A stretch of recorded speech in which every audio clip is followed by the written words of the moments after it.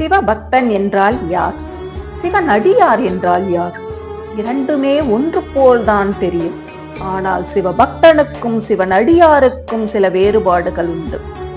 தன்னுடைய தேவைகளுக்காக சிவனை தேடுபவர் பக்தன். சிவன்தான் வேண்டும் என்பவர் சிவன் அடியார். சிவனை வணங்குபவர் பக்தன். சிவனை மட்டுமே வணங்குபவர் அடியார். சிவனை கண்டு பணிபவன் பக்தன். சிவனுக்காக எதையும் துணிந்து செய்பவர் அடியார். அறமல்ல சிவம் என்று உணராதவர் பக்தன். அன்பே சிவம் என உணர்ந்தவர் அடியார். கூட்டம் கூட்டமாக இறைவனை காண்பவர் பக்தன். கூட்டம் போன பின்பு ஈசனின் அழகை தனித்து நின்று ரசிப்பவர் அடியார்.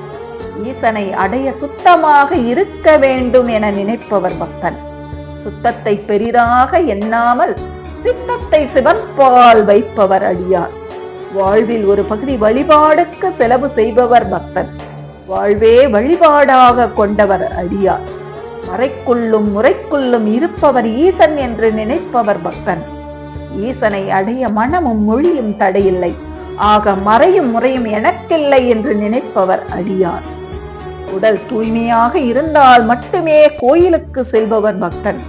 உடலை ஒரு பொருட்டாக கருதாமல் மன தூய்மை வேண்டி கோயிலுக்கு செல்பவர் அடியார்.